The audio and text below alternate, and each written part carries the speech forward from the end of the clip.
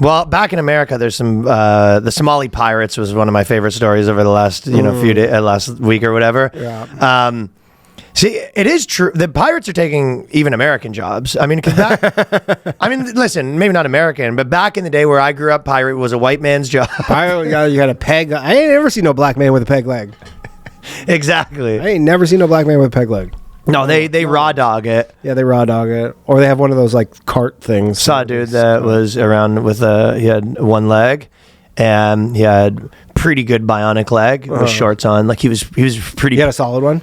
He's pretty solid leg, and he was honestly kind of you could tell he was almost he's putting it out there. Oh, he's showing it off. You don't have to have shorts on. No, this is a guy making a statement. It is crazy the advancements that they made. It used to just be like a wooden, crappy skin tone thing. Like we used to put a plunger on upside down. Yeah, like 20 years 20 years ago, it's just like this prosthetic. Now they're like literally fucking half man, half machine.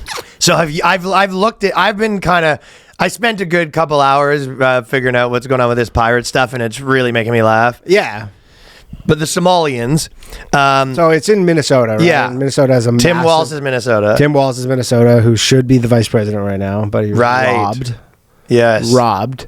But yeah, basically they have the crazy Somali thing, and so, they have their charities there, and they donate to their charities, and their charities are essentially getting filtered back to Somalia and making its way to, was it Al-Shabaab? They ran these huge government scams. Yeah. And it was kind of the USAID and all that sort of stuff. But the scope and scale of this was fucking massive, right? Mm-hmm. So some people in the Somali community ran a big government benefits scam. They created fake childcare centers, fake meal programs, fake housing assistance cases. They billed the government for services that didn't exist. Then on top of that, they took the autism rates of kids and they said all their kids were autistic. Okay. So they're like, we have just like the highest autism rate forever because every autistic kid, we get another fucking pop of 20 grand or whatever. Yeah. Yeah. Hundreds of millions of dollars. Newer investigations found more fraud in other programs like housing assistance. So they were running money through all of this. A lot of scams, and then they're sending it back to Somalia. To parking lots. To terrorists. I think it all went back to parking lots. Because in Toronto, Somalians all run parking lots. Yeah, they run parking lots, yeah. Somalians, you don't fuck with Somalians in Toronto. Like, they don't fuck with Somalians anywhere. They're nuts, yeah. Yeah, they're not to be. Remember, where were we? Where the guy was like I can't remember this, but this guy's like Somali. He went to fucking Canada randomly. He was like an Uber driver of ours somewhere, and remember we were talking to him, and he's like, yeah, I've been to Mississauga, and I was visiting like a Somalian friend, and he got shot in a parking lot. Oh yeah, we were in London. In London, right? Yeah, and he's like, he got shot in the head. He's like, I've been to Canada once. I went to visit my friend in Mississauga, and he got shot in the head. That's the peak. Somalian stuff is the peak.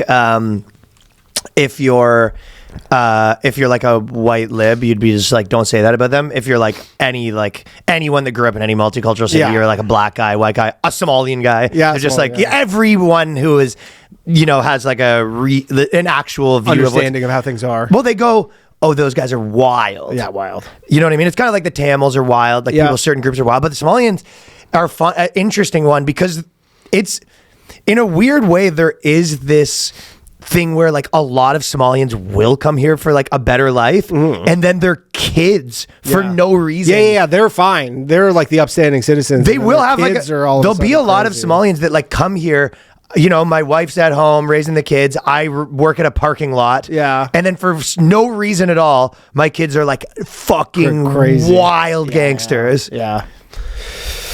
I don't know the explanation, but yeah, they're out there. Top 5, I think I think he's one. Didn't he get stabbed in the neck or something? They're wild. It's those guys, Tamils. Like they're way wilder than anyone else. Yeah. I don't know if it's a fearlessness that comes from pirating. Pirating is a crazy life, man. Huge scams. Chunk of the stolen money was then sent overseas through Hawaii, and a lot of it was going to just terrorism. Essentially terrorism. Just like literally your tax dollars going to terrorists. Al-Shabaab was the terrorist group that a lot of it was going to, they're saying. Most Somali Minnesotans had nothing to do with it. It's funny that you go, I mean, I wasn't assuming this was every fucking conspiracy. Somali person's in on it. You go, they just have to kind of just be like, just so you know, it wasn't all of them. Well, who thinks it's every single Somalian? Couple people in my dude, couple people in my Thanksgiving dinner this Thursday. Will. What? Oh yeah. It's every single one of them. Again, if you grew up in Toronto or London and you're Somalian that isn't a psychopath, most Somalians will tell you they're like, oh yeah, Somalians are wild. Yeah, they're wild. They're out there. Well, they'll tell you it even if they are wild. They'll be like, yeah, I'm telling you, you don't want to mess with us more than the other groups. And if you're just a normal Somalian guy, you'll be like, yeah, crazy people. Yeah, we're nuts. This is a known thing. Yes, absolutely. The fraud and remittances overseas triggered political backlash, tightening welfare programs, monitoring money transfers, revisiting immigration and protected status programs. So, I think Trump actually removed their protected status there like a few days ago on the Somalis. Because same with the Haitians, where they were in, like, a lot of them came over and they had this like special protected status. What does that mean? They just can't get deported, essentially. They're not, like, their paperwork's not proper. It's some temporary thing because I guess like sending them back to where they're from is like more because they're refugee. Of a penalty. Okay. Yeah, and I think Trump removed it like he did with the Haitians.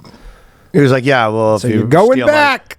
That is a perfect example of wild, though. Imagine you come here from a country where if you go back, they're going to kill you. And still you're just like, I have to run this like huge, and you're still, I'm going to get involved in this like huge government scam when the risk is so high. Of course. I know. You're getting sad. But a lot of these people lie about this stuff too. Where they're there was this case in Canada right. where there was this family who was getting kicked out. They're Jamaican, and the dad was essentially like, yeah, if I get sent back to Jamaica because I was involved in some political party, I'll get killed. And they were just like, no, you won't. The biggest one, everyone goes, I'm bisexual. Yeah, I'm bisexual, or they're like, I'll get killed, and they have to, it kind of like slows things down. The process of sending you back. But I think before, like 5 years ago, they'd be like, oh, I wouldn't want you to get killed, and now they actually look into it and they go, you're fine. Yeah. Go back to Jamaica. Just lay off the party boy shit. Yeah, just don't do negation.